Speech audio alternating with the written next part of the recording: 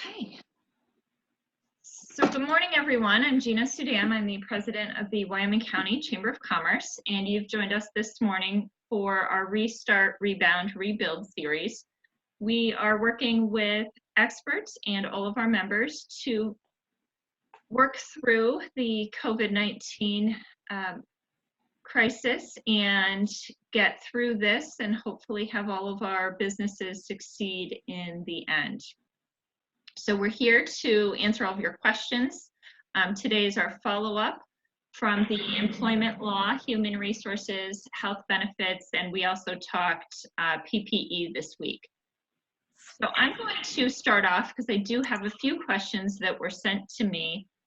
The first one is for Brad this morning. And Brad, someone asked, you were talking about the PPE and the changes that you've made to Deer Park Lumber and the new cleaning and all of those things that you need to do. But they were asking, what are you having trouble getting the cleaning supplies you need? Are you having trouble getting the PPE that you need for your business? Unfortunately, yes on both. We're having difficulty getting the masks, and we've also had some experience that we're hopeful that we've rectified with regard to the hand sanitizer that we were making available to all of the employees at their workstations. So we've started making our own, both on the hand sanitizer and also on the masks. We have, fortunately, because of our customer base, we have a lot of contacts in China, and they've been very cooperative in sending us masks. In fact, today we're expecting 500 more masks coming from China. Now, what's important to note too is that the Department of Labor, when they issued the guidelines or the order actually, they understand the widespread shortage with masks. They provided a link, an instructional link on how to make your mask, but also in the interim, bandanas, face shields, and anything that basically covers the mouth and nose are acceptable as an interim short-term solution. But like I said, we have scoured vendors and resources both for the hand sanitizers and masks, as I'm sure all companies are doing. And we have to get somewhat creative where we're making our own, just again, so that we're maintaining our policies in-house with maintaining a safe work environment for the employees.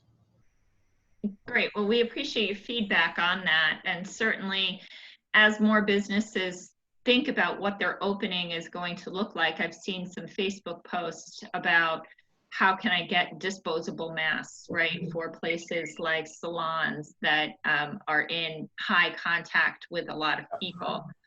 They don't necessarily want their employees to wear one mask for the whole day. They would like to be able to change them in between, I guess, clients. Again, I guess if the client has a mask on too, then that would be protected. But I think they're just being extra cautious. Yeah. So again, just what's available again to cover the nose and mouth. That's kind of the direction you need to go for the time being until more masks become available. Right. And from what I'm hearing, those close contact businesses, salons, gyms, places that are high trafficked and close contact will probably not be open soon, right? They'll have a little bit longer of a wait. Yes, I would imagine. That's what I'm hearing. Yeah. Very good. So the next question that came in is about unemployment, and I don't know that any of you feel comfortable answering this question, but I'm going to put it out there, and if you can answer, great, and if not, I will reach out to another contact. But basically the question was, this particular person works on commission, and they take a drawdown, and they're receiving their draw, but the problem is they know the money isn't really there, right? Because their sales aren't there. They sell advertising space, so their sales aren't there. Is there a way for them to collect unemployment? They're not necessarily unemployed, but their income certainly down the road is going to be hurt. So I was wondering if any of you had feedback on that. I I think believe if Pat may be I'm able sorry, if to you- weigh in on that, Gina, Okay. when she joins us in 10 minutes. Okay, great. We'll wait for Pat on that one, Colin, unless you had anything you could add.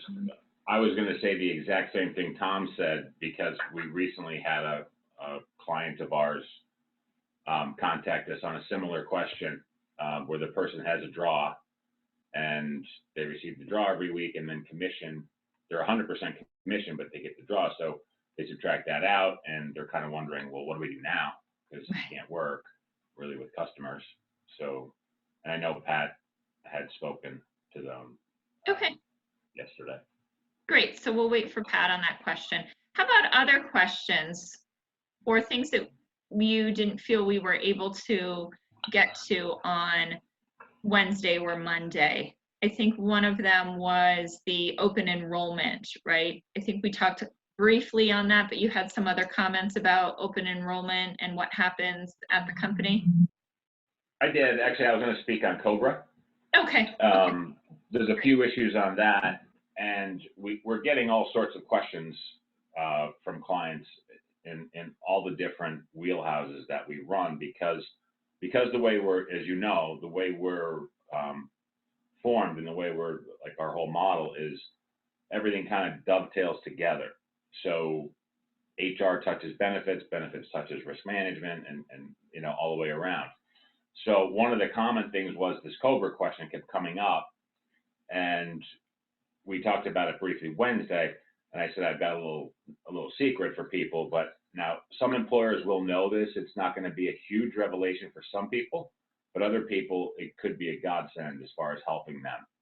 And a little known fact that's not widely, like I said, not widely known by everybody, is that with Cobra, if an employee selects and they have to lay someone off or tell them to take Cobra, if the employee is going to choose Cobra as their option right now, as a temporary thing until everything gets rock and rolling again, the employee has 60 days from the time they are laid off to actually make a decision, to say yay or nay, to say yes or no. I want to choose Cobra, I don't want to have Cobra. So their 60-day clock starts ticking as soon as they come off the plan, and the notices go out. So we send the notices out to the employees. They have 60 days from that point forward.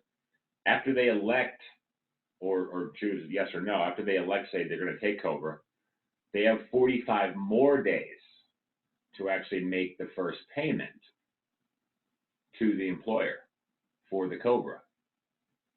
So you're looking at over 100 days of wiggle room. In a situation like this, we usually don't broadcast this out because it seems like some employees try to game the system, if you would, with their employers and say, yeah, the Cobra, and then suddenly, you know, they'll choose it, then they won't pay for it. And then we have to go back and get a credit. Now, the good news about this is for the employers, from the employer standpoint, twofold in this situation, is that if you stretch out the 60, then the employee says, yeah, I'm going to take it. And like, there's no resolve to this yet, because you're just buying a little time in this situation. So you've got 2 months. If it goes longer, God forbid, something happens, then they say, yes, I want it. They have 45 days to pay. And then things get turned back on. And they go back onto the rolls. Well, they bought 2 months, but the thing is, if the employee leaves, the employer can get a 2-month credit on their bill. So the employer is out nothing as far as the Cobra goes by using that federal mandated 60-day waiting window. So there's 2 more months, and we were discussing ways on Wednesday how people can keep their coverages going if they're having financial difficulties. And we said, well, there's a grace period you can use, and you can use credit card now, and you can coincide those two together to max out that time frame. But the Cobra is another great way for someone to buy 2 additional months of wiggle room until we get things ramped back up and restarted. So that's helped out a lot of people. And the other thing I wanted to make mention of was grandmothered statuses. This is really big right now because there's a lot of folks that are in, a lot of companies in a financial bind, and they're thinking about dropping it and just picking it back up later when things are restarted. I would widely suggest and recommend to everybody in earshot, do at all costs, don't lose your grandmother status. Grandmother status just means you get to keep what you used to have, so to speak, and you don't want to lose it. Because if you lose it and you come back in and you're less than 50 employees, you're thrown into the ACA world of choices, which is not great as far as the choices go. Now, for some companies, sometimes it works out a little bit better. Most companies, 99% of them, you're not going to do better by losing your grandmother status. We really do an in-depth analysis before any client, is suggesting it or wants it. We really look at it closely to make sure that if they do walk from their grandmother status, that they're in a better position. Most are not, though. Steve, I'm going to jump to you with a question that has come up certainly for chambers, and maybe this will affect some other entertainment industry type places, is our events, right? So we talked about how the employer might be liable through workers' comp if an employee gets sick at work. But as we start to have meetings again, now our governor has laid out a red, yellow, green plan, and in the yellow plan, that no one is there yet, but in that yellow plan, it says we could meet in groups of 25 or less. So what my concern is that if we as a chamber have, say, a board meeting or a meeting of our leadership team and our Leadership Wyoming program, and someone in that group then gets the coronavirus, what happens? Are we liable as a chamber? Those are good questions at these times. And as we talked earlier on Tuesday's presentation about the standards for workers' compensation, medical and employment benefits in the workplace for your employees. And we talked a little bit about the concept of negligence that usually does not apply in those workplace situations. We talked about occupational injury. We talked about occupational disease. The standard that would be applied in the situation that you're talking about as we slowly reopen is just a traditional negligence standards. And COVID is no different than some of the other negligent transmission of diseases, such as we dealt with a plethora of cases with HIV when it came out, intentional transmission, gross negligence. Normally, you're not liable for giving the person next to you a cold. Normally, you're not liable for spreading a disease if you're the employer and your employee does that. You have to then apply the standard of negligence, so that if I knew that an employee was COVID positive, but I needed him to go play in this basketball game because he was my top shooter, and I put him on the roster anyway, and I knew he was contagious, and the other team comes down with it, we're dealing with a negligence standard, and therefore you would be liable. You apply all the elements of negligence. Did I have a duty to protect? Did I breach that duty? Was there causation? Was there damages? So those would what be applied in those cases. So normally, no, we're spreading a cold, we're spreading a virus. COVID, this pandemic has so much bigger parameters, but we're back to the traditional rules of negligence. As I talked about last time, there's a new body of law developing around COVID, but all of it supplements what is already in place. Okay, great. I appreciate that, Steve, because we've had some questions in my chamber groups that I exist in, and we've been asking that question. And the other standard that would apply, I left out and I apologize, is that if you didn't take the precautions with your own employees, whether or not you knew they were COVID positive, but you weren't following an industry standard now which is having the masks, having the gloves. I just got into a conversation up here in Massachusetts with my city and town attorneys group, where there's a town where they ordered masks, and our state attorney general said, well, you probably can advise people to order masks, and the city attorney in this town said, no, under state law, you can order them to wear the mask as a public health issue. And I weighed in on the constitutional issues because, I published on constitutional law issues before. And I said, the example is free speech. You can't yell fire in a crowded theater. Free speech rights can be curbed, just like your right to your liberties to walk around in public can be curbed for what we call a compelling state interest. And preventing the spread of a pandemic is a compelling state interest, wherein public boards of health, at least in Massachusetts under our statutes, and in New York, most likely in some other states that have broad authority for boards of health, would be able to order the mask if you're going out in public and still be upheld under a constitutional standard. So it's just an example of how far reaching the powers are in a situation like this. And we don't like to play with our individual libertarian, liberties, but that's the reality of the situation. And if you breach those standards, then that's a breach of your duty of care, just like if you left a door or ice on your walkway. Right. Okay. Very good information. And just so you know, here in Pennsylvania, they have ordered a statewide, everyone must wear a mask if they leave their home. So as you can see, most of us are in our homes, or if you're working in a private office. So if you are at your workplace, you don't have to have a mask on as long as no one else is there or in your room with you. Exactly. So that's where we're at right now. I see that Pat got on the call, so we're going to take the opportunity to, Pat, can you hear me? I can. Great. I'm going to take the opportunity to ask you a question that came into me this week, and that is in regards to a person who works on full commission. Now, they are receiving a draw right now, so they're getting a paycheck, but their concern is that they're not getting new sales. And can they collect unemployment rather than taking that drawdown? Is there any way to collect unemployment when you're a commission-based employee? Did the CARES Act change that at all? So they're not working at all? They are working, but again, the sales are very minimal due to who they would be selling to is not necessarily working. So imagine their biggest sales is the car industry, right? And you can't, in Pennsylvania, you can't be selling cars right now. So this particular person works in advertising, and their biggest client is typically the car industry. Well, they can't sell ads to the car industry if the car industry can't sell cars.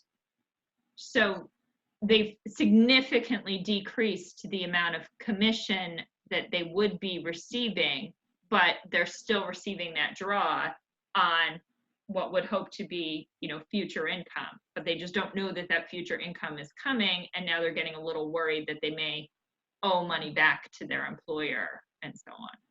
Yeah, I would suggest that they apply for unemployment. I know that they do take, obviously they look at income, they look at your ability to make income, they look at commissions and everything. I'm not sure exactly how they are calculated, because I've never had to deal with that, but they would be eligible, and I would certainly encourage them to apply. And would you say the regular unemployment or the new PUC unemployment? So I would do both, actually. Okay. And then just see which one they approve, right? Right. And they may very well, because I've talked to individuals who have gotten both. So. Oh, okay. Okay. Very good advice. So everyone on the call, this is, again, meant to be an open communication. So your questions are very valuable. So if you have a question, please take the time to unmute yourself. I am unmuting those who are on phone lines and may not be able to unmute themselves. If you have a question, please unmute yourself and ask our experts this morning.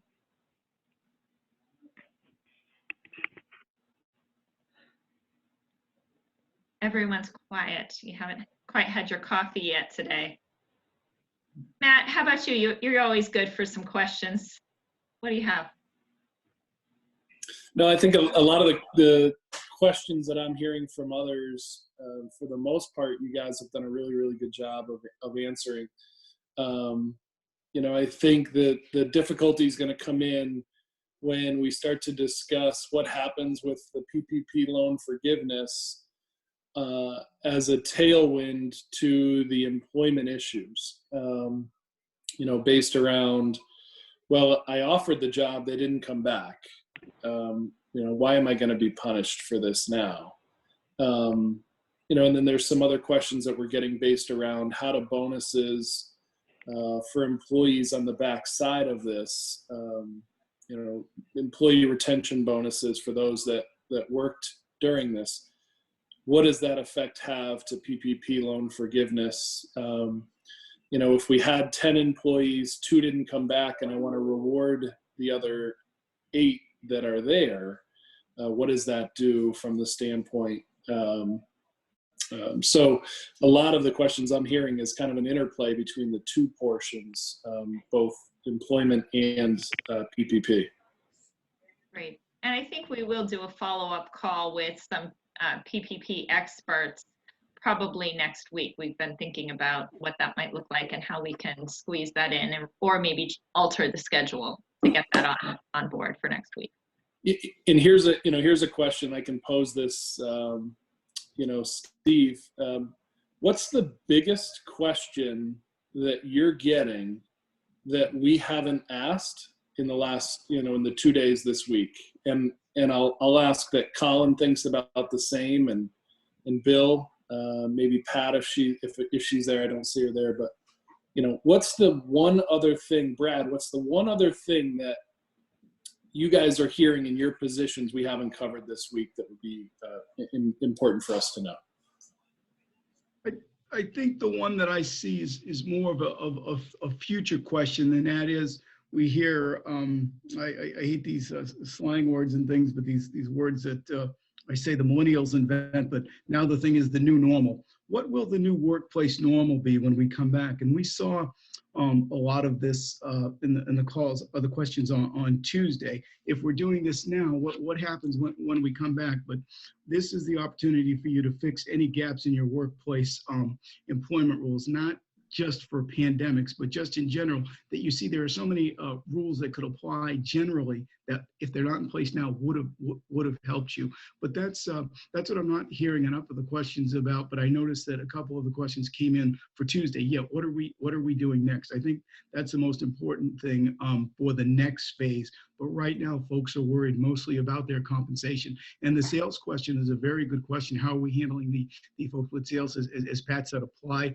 and let the unemployment division ferret that out, because I looked at they're letting gig employees, they're letting self-employees, so it would normally follow that commission sales employees would also be entitled, but I don't see that clearly in the statute. I was actually looking for that earlier in the week, but it would have seemed with everybody they're allowing under the CARES Act that they would fall in as well. So right now everybody's talking about getting to the next paycheck and not looking in the future. But I think the real questions are, how do we get ready for this next time? That's a great point, Steve. And those that it's a good reminder that this program that we've put together, the RRR, is restart.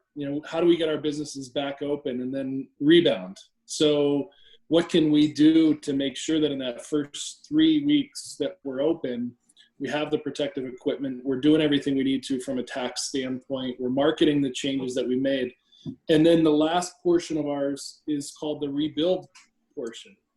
And the rebuild is essentially, another thing that we're talking about there of what changes do we have to make for our business to continue to have a long-term profitability? Because the new norm of restaurants operating at an 80% capacity rate is now going to be likely closer to 50 to 60%.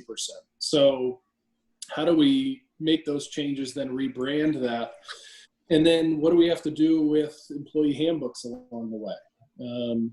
So I love it. And hopefully, Steve, you'll join us back as we start to transition from the restart to the rebound and then the rebuild part of our program. Thanks. I'd be happy to. And I'm so impressed with what your chambers do. And I've recommended it without violating your copyrights, recommended to some of my friends in various communities I work in that they do something similar, either through their cities or with their chambers, because everybody's so focused right now on the pandemic that they're not seeing where we go to next. And I've been very, very impressed with this program, and I was glad to participate. I like to see the way you're handling today's problem and preparing for tomorrow. You're such a leap ahead of so many chambers, and just using the Zoom platform.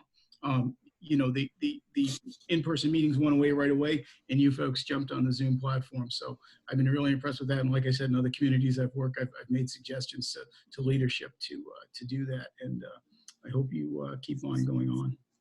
And in the chamber industry, just so you know, Steve, we don't ever look at if you rip off our ideas. We just look at that as flattery, right? So we had the idea first, you take it and steal it, and that's, you know, we're flattered that you got there. I have a counterpart out in the western part of the state that just released her Sustain, Succeed series, Shift, Sustain, Succeed series, which is basically ours, and she just made S's.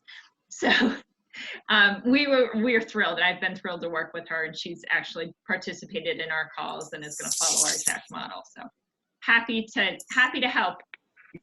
It looks like Colleen maybe unmuted herself because she has a question. So I'm going to ask you guys to pause, and we'll go to Colleen.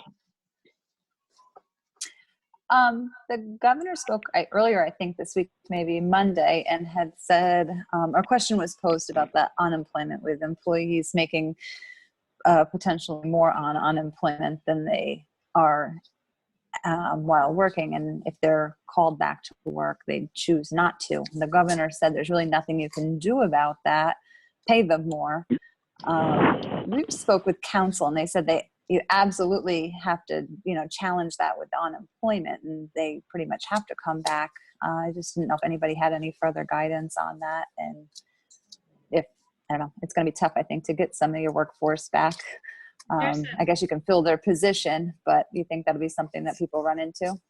Yeah, and that's one of the things that I was going to mention, because I've gotten several calls this week regarding that employers are in a position when they are going to be, they're starting to ramp up and bring employees back, and they've gotten some resistance, and rightfully so, I guess, that people are going to look at, well, I can make this much on unemployment, and I'm going to go back to this job. So it's causing some frustration. So I think what you have to look at, first of all, is that when you're bringing someone back, they would have to come back unless, according to the unemployment rules, unless they can show a necessitous and compelling reason for not returning. And there certainly may be some of that. For example, if someone is home with children, they're the sole caretaker, and their schools are closed. So that would certainly be a situation where they could show that. But the fact that they're simply afraid, or they want to say, I'm afraid to go back, that would not qualify them to continue unemployment. And I think we also have to consider, and what I have told some of these employers is, I think it's important that you remind employees that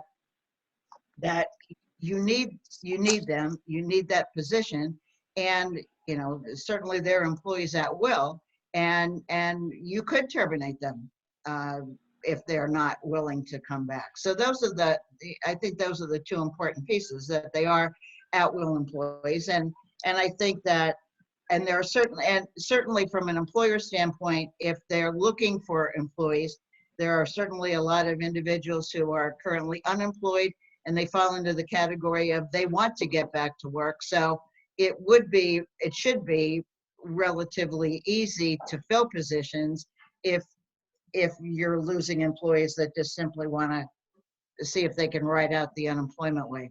Right. Thank you. Colleen, I will also add to that. I posted yesterday, and when I post the recording of this call, I'll repost it. But there's a form that you fill out as an employer, and you send that to the Department of Labor that says, I have offered Joe Smith his job back.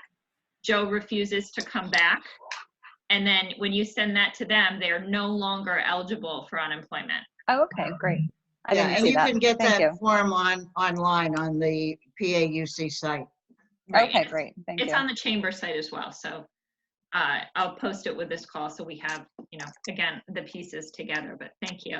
Okay. Certainly a good question. And I did read yesterday that his cabinet is, some of his own counsel on that statement that he made is kind of backpedaling and saying that's really not the case. And you shouldn't have, again, for personal agenda reasons, I think he made the statement of increasing pay. Any other questions, comments for our experts? We are right at 9:47. I want to make sure that there are no other questions. But I thank you so much for your time today. Does somebody have a question? Yeah, I'll add something, Gina. Just from the PPP standpoint, and a lot of the information we're getting around the country, especially in the food service, which is certainly getting a lot of press, it really comes down to creating a cheerleader leadership position if you have the PPP available to you, and convincing your employees that this is a short-term problem and the unemployment isn't, even though it's more money, especially if they're getting the $600, that we're in this together. And the PPP, most restaurants aren't going to be able to comply with the requirements that force the PPP loan to go away, but at 1% money and deferral, as well as being able to pay the overhead and keep the business utilities paid and lease interest on the mortgages paid, it's so critical for everybody to come together and work as a team, and especially the communication that's required the day that you had to close all the way through opening again is critical to stay in touch with your team and generate that excitement that you're going to be better coming back than staying closed or finding another job. And you especially want to stay in touch with the people that you would consider key employees. In the restaurant business, that's probably the highest turnover because most of them are temporary job workers. But the PPP has caused a lot of confusion because they feel it's going to be forgiven. But I don't know a restaurant in the country that's going to come back 100% June 30th with employment, Right. and solve their problems that way. So it has to be a joint effort from the help and everybody included. And that's a lot of industries are like that, including, like, even though the hairdresser industry can't come back right this minute, it seems like that industry is just going to have a mad dash to be open. So hopefully they're preparing and locking in their best clients and offering, appointments already for the first day that they're open, and those types of things. So we have to be a little bit creative, but certainly communication is critical for every business to do with their employees, not just get them comfortable that they're collecting unemployment and getting a check. Right. They have to come back to work. That's the reality of it. Let's do it happily, not forcibly. Right. Definitely great advice. And again, as we look to PPE or PPP and follow up, that will certainly be good advice, and we will be discussing those issues a bit more. I want to thank our panel of experts for being on our call today. Brad Giorgetti, Pat Staples. Bill couldn't join us this morning, but he certainly was helpful on Monday. We have Steve and Colin. I want to talk to you just real quick and share, again, here is the schedule for next week. We'll be talking taxes and accounting, and that's where we'll get a little more, I think, involved with PPP and follow-up. And then finally, Bill is with Keystone College, is doing an ethical leadership in time of crisis webinar. So that is on April 29th. The registration is on the chamber calendar of events. And we're doing this in partnership with all the other regional chambers, and I won't read through them, but there's certainly a lot of them there. So if you would like to participate, please go out and register. This is a free webinar offered by Keystone College and their Professional Development Institute. They're also offering additional free courses at this time, so go out and check out their website. I thank you very much for your time today, and we do hope that you will continue to join us as we work through our restart phase and get into the rebound phase, and then finally get our businesses all open and back to rebuilding what will be our new normal. Thank you everyone for joining us this morning, and I hope you have a great weekend. Thanks, Gina. You too. Thanks. Thank you, Gina. Thank you.